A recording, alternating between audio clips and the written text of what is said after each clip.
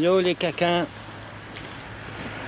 Là je m'en vais chercher les courses liquides, le liquide, le lait, le coco, enfin tout ça. Et on est à Akia. Ça fait penser un peu à la Tunisie, je vous montre. Plage avec des palmiers.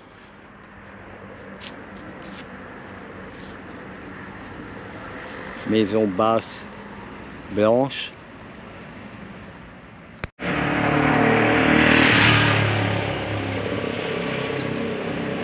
Les rues bordées de palmiers. Ah, vraiment un petit air avec la Tunisie. Hein.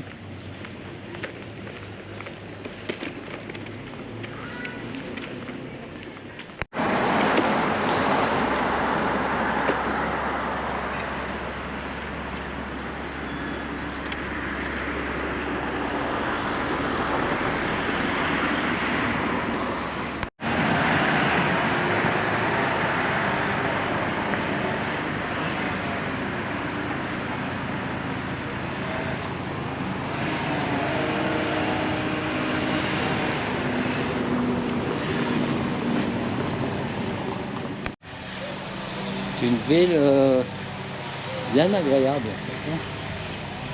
Calme. Alors, s'ils sont bien.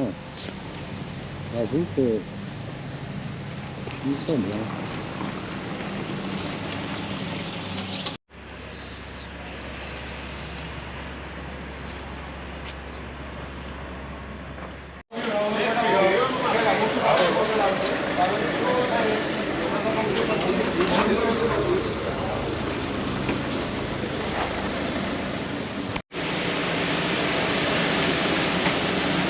Il est 9h30 du matin.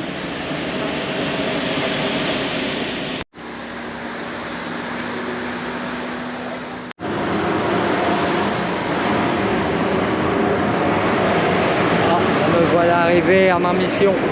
Allons-y.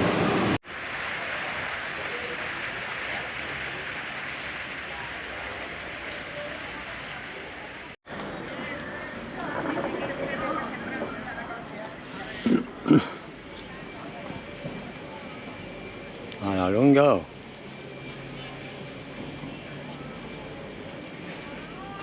Après avoir fait les courses, petite baignade.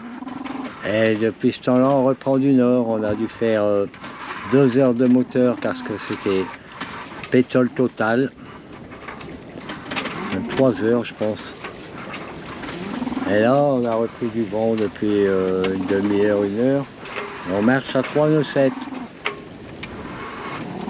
Voilà, toujours au près serré, rien de spécial. Et on remonte là, enfin, c'est encore très loin. Je dois rester 50-60 000 vers Carthagène. On va tout ramasser, l'intéressé.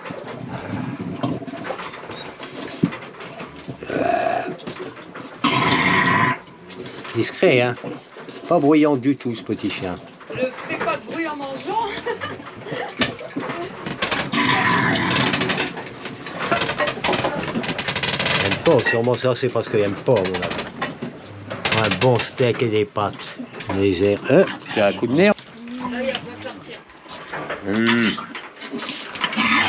Tu veux sortir? Voir. Tu veux sortir? Ah, dis-le. Ah, d'accord. Eh ben, ce sera un coucher de soleil en plus dans le catalogue. Bon, bah, le vent a baissé. On va devoir finir au moteur. Et il reste plus de 10 000, donc ce sera 2 heures de moteur. Parce que ça m'étonnerait que le vent va remonter maintenant. Mercredi 7 août, on est parti de là, derrière, là, où on était au mouillage. On a passé une bonne nuit. Mais d'un seul coup, vers 8h, 8h30 du matin, il y a un effet venturi qui s'est fait. Il y avait des vents de 20-25 nœuds qui arrivaient. Mais des vents qui venaient, c'est bizarre, mais qui écrasaient le bateau sur l'eau. il descendait de la montagne et appuyait sur le bateau, c'était... Et là, ben, on passe, là-bas c'est la baie de Cartagena. Il y a toujours des drôles d'effets bizarres. Alors on a pris un riz dans la GV et 2 riz dans le Génois. Parce que là, il y a des variations de force de vent importantes. Alors ça varie, ça tombe, là on n'est plus qu'à 4-3. Et d'un seul coup, bon, on monte à 7 nœuds avec une force importante de rafale. Il faut toujours se méfier de ce genre de situation et surtout pas être trop toilé. Il vaut mieux être sous-toilé que trop toilé dans des conditions comme ça. Que chaque creux de montagne là, peut amener un courant d'air extrêmement fort. Comme on l'a eu au mouillage tout à l'heure. Alors que réellement, il n'y a pas tant de vent que ça, il y aura une dizaine de nœuds, mais ça passe de 10 et ça peut monter jusqu'à 30-40 des fois dans des situations pareilles. Et entre 10 et 40, je peux vous dire que ça ne peut rien avoir. Hein. Si vous êtes surtout allé, c'est la cata. Alors vaut mieux avancer comme actuellement. Vous voyez, des fois ça baisse à 4-3 tranquille. Et même quand il y a de ce fait-là un survent, eh ben, bon, ben, ça on prend un gros coup de gîte, mais ça va, c'est gérable, enfin, pour l'instant. Bon, en espérant que ça dure. Alors le vent est très chaud, il nous vient de la terre, et il prend la chaleur de la terre sûrement. Il pousse, il continue à pousser. On est maintenant entre 5,5 et 6,5. On sent que ça pousse sur les haubans, sur le... Et c'est là qu'il faut vraiment réduire pour pas abîmer le matériel. Hein. Surtout quand on est aussi loin de notre destination.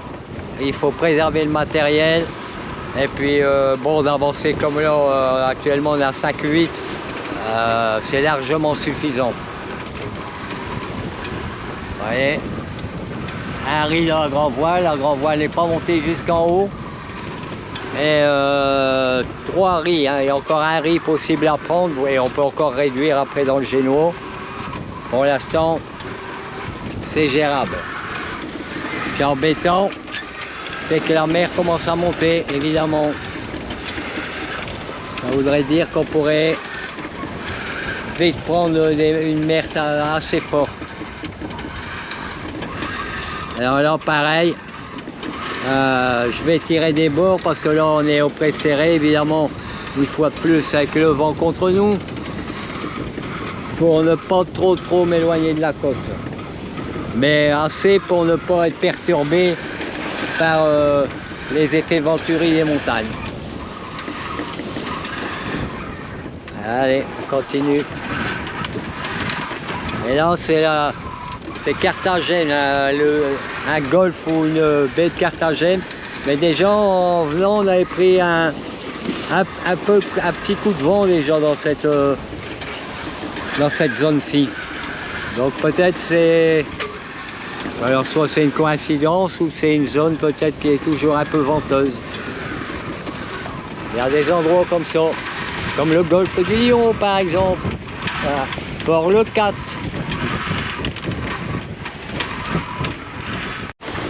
Alors je viens d'arrêter le pilote également parce que ça sert à rien de le fatiguer. Quand on est au pré serré comme ça, on arrive en trouvant l'angle de la barre, garder à peu près son cap. Là ben, je dois corriger un petit peu. Et quand on a bien trouvé juste l'angle de la barre, on peut rester comme ça tranquillement.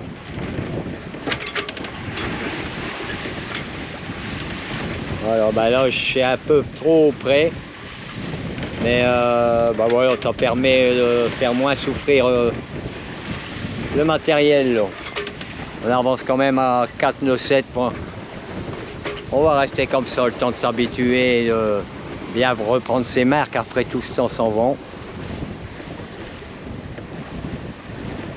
Mais au moins le pilote, lui, ne souffre pas et est soulagé. Concernant la surface de voilure à adopter, c'est souvent Mamounette qui prend la décision et qui est plus objectif que moi pour trouver, suivant les conditions, la bonne voilure à adopter. Elle a toujours pratiquement raison. Moi j'en mettais toujours avant un peu de trop par rapport à ce qu'il fallait. Je peux vous dire que maintenant j'écoute Mamounette et ça se passe très bien. On avance en 5-4.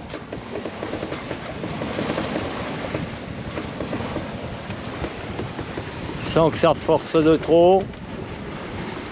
La barre est donc, comme je vous disais, bloquée et un bateau quand il est au près comme ça, il y a toujours tendance à remonter vers le vent.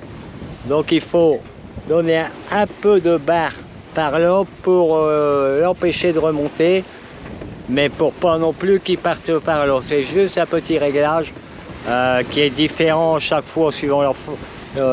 Maintenant, même si la force du vent augmente, la barre sera bien réglée. Mais par contre, s'il y avait plus de surface de voile, par exemple, j'aurais sûrement dû compenser un tout petit peu, mais ça joue sur pas beaucoup de crans de roue. Hein. Et ce qui est bien là, c'est il va toujours suivre le vent, contrairement au pilote qui va garder le cap. Si le vent tourne un peu, le bateau va suivre son angle par rapport au vent. Là. Bon, il est 13 h. On a lâché les ris sur le génois, à savoir on l'a déroulé totalement maintenant, alors que tout à l'heure il était roulé pratiquement à la moitié. La mer, comme je l'avais dit, a commencé à monter. Des fois, il y a une série de vagues un peu plus fortes. Le bateau lutte contre les éléments, on est au près. Et actuellement, on ne va pas où on devrait aller. Parce que nous, on doit aller là-bas, on doit passer derrière ça. Et remonter après au nord. Et là, on est à 120 degrés. Donc bien loin de où on doit aller. On a avancé quand même, hein, le cap où on est parti et là-bas au bout, il commence à disparaître.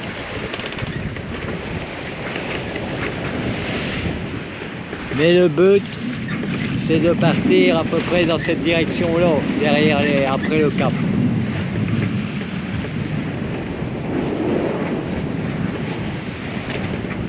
Vous voyez, la mer s'est formée un peu. Ils ont annoncé aujourd'hui entre 1 mètre et 1 mètre 20. On les a pas encore, là. Il doit y avoir 70 cm, je pense. Ça moutonne déjà, vous voyez. Bon, et après, dès qu'on aura passé le cap là-bas et qu'on partira vers le nord, plein nord, eh ben, il n'y aura plus d'abri. Hein. Ce sera, si jamais ça s'aggrave, on partira en fuite et on reviendra sur nos pas. Mais sinon, pas d'abri possible et on va pas pouvoir s'arrêter. Il y a 100 000 à faire à peu près. Hein. Donc pas avant demain fin d'après-midi, quoi, on sera sorti de cette zone de vent contre et surtout de courant contre. Hein. Ici, je ressens un courant vraiment important. Normalement, on devrait marcher à, je dis à 6 nœuds, il faut que je le dise, et yellow. Alors peut-être les kérons diminuent parce que tout à l'heure, avec la même force de vent et tout, on n'avançait plus qu'à 3 nœuds et demi. Quoi. Bon, ça va être une journée, 2 jours, je pense, pas très agréable pour l'organisme. Ça tape.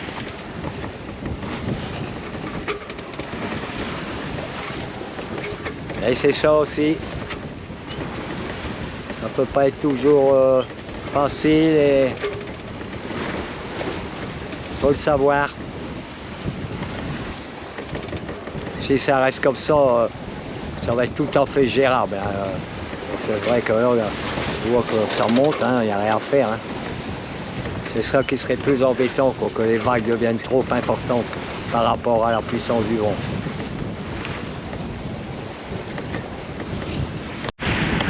Bon, on va changer de bord. Je vais essayer de changer de bord d'une main. C'est parti.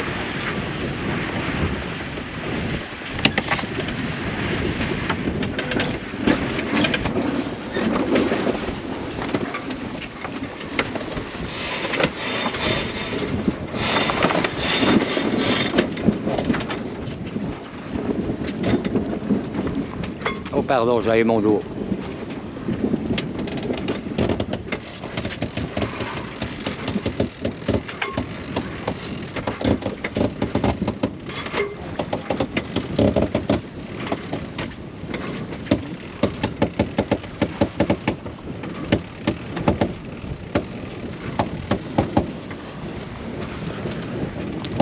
Et voilà, parfait.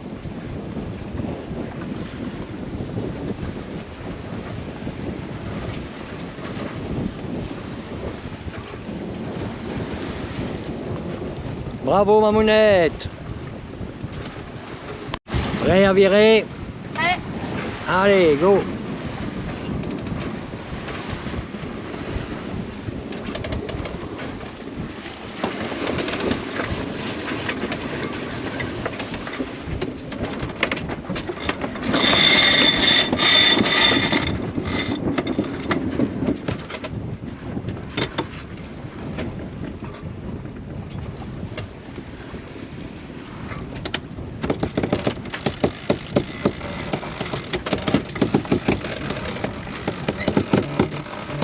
Alors je reviens un peu au vent pour l'aider, que ce soit un peu moins dur.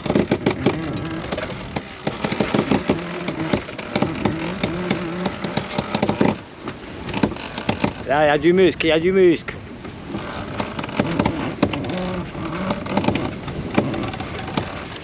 Parfait. Et elle est repartie dans l'autre sens. On est arrivé près de la côte. On va essayer de ne pas prendre des bords carrés. On en aura tiré des bords pour réussir à passer tout. On voit là-bas tout au fond d'où on vient.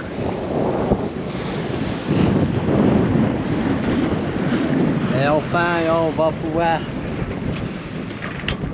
mettre le clignotant à gauche. Enfin, il faut encore naviguer comme ça 1 heure, 1 heure et demie. Et après, clignotant à gauche. Et normalement, on ne devra plus tirer de bord. Il y a 21 nœuds en vent réel. 25 à l'anémomètre. Et on marche à 4 nœuds 2 là, parce qu'on lutte. Hein. 4 nœuds 7. Et depuis qu'on est parti, c'est la lutte. C'est pas très agréable. Ça va, les vagues là se sont un peu calmées parce qu'il y a eu un moment où elles étaient bien plus fortes. On était mouillés. On est vraiment content d'arriver là. Il y a quand même encore des belles vagues. Je ne sais pas si vous voyez ça différent, mais plus autant tout à l'heure.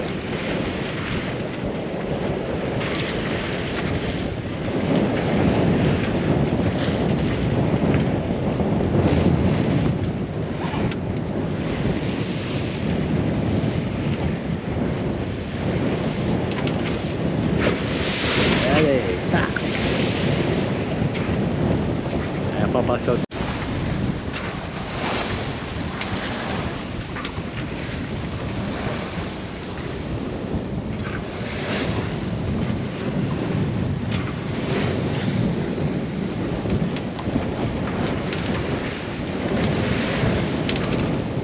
On voit que le bateau il lutte.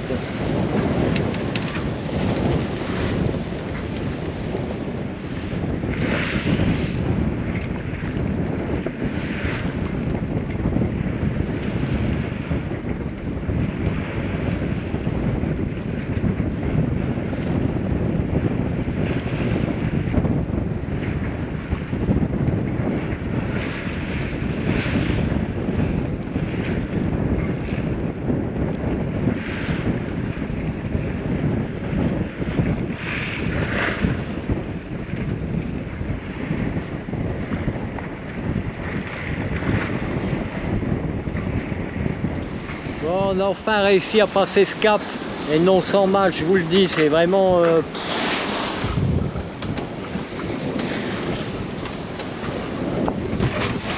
c'est toujours pareil. Vraiment désagréable au possible. Des rafales à 20-22 nœuds, à 18-19 constants. Alors j'ai cru en cherchant sur la carte, peut-être dans 15 000, soit dans 3 heures, trouver un endroit un peu abrité. On ne sera pas parfaitement abrité, parce que là on est un peu saturé. Là. Si on sera en pleine mer, ben, on n'a pas le choix. Mais là, on va aller voir. Ben, il fera noir, je ne pourrais pas vous montrer. Mais on aimerait bien de pouvoir s'arrêter. Le chien est en stress aussi. Donc c'est beaucoup de choses.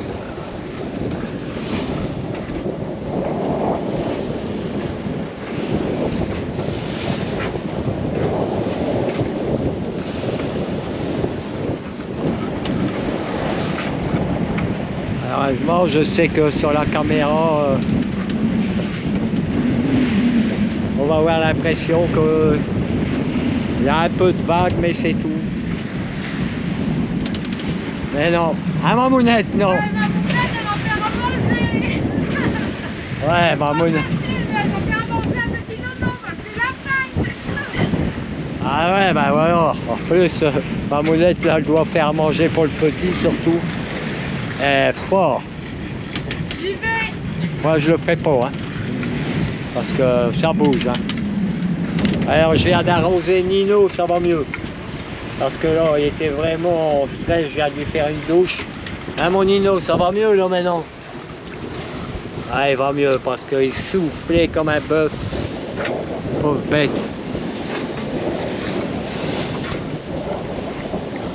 Ah, ça y est, il récupère. Ah. Et bon.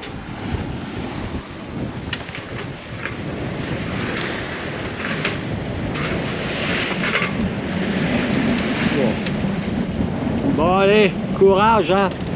Encore 3 heures et peut-être 3 heures, enfin 3-4 heures et peut-être. Regardez mon tour. Allez attention. Voilà, voilà, voilà. Hoppa. Boum. Et là, boum. Et là ça fait 9 heures que ça dure quoi. Et de toute manière, on n'avait pas le choix. Ça doit être l'endroit, mais ça, le même vent, la même puissance pendant une semaine au moins. Donc, faut bien passer. Hein. Alors on passe. Mais si on peut faire une pause là où j'ai vu, ce sera waouh, super. Regardez-moi ça. Ah ouais, c'est 101 mètres de vague. Ben, si c'est 101 mètres de vague, moi je mesure 3,50 mètres.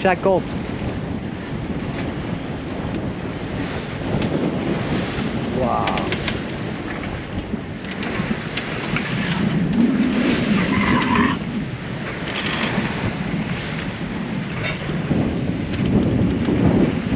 Et nous sommes les seuls à naviguer. Hein. On a croisé dès qu'ils passaient au portant. Mais au près comme nous, personne. Ils ont bien raison. 21h15, on est toujours dans la machine à laver. Et on a même eu le droit au rinçage, hein. Plusieurs rinçages, 5 rinçages. Il n'y aurait plus qu'à se faire essorer, puis on aurait fait un lavage complet.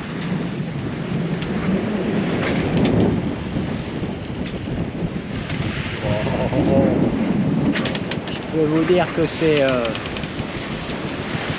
pas confortable du tout.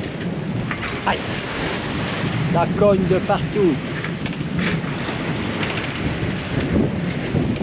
Et à la longueur, lui, ça va, lui. Hein.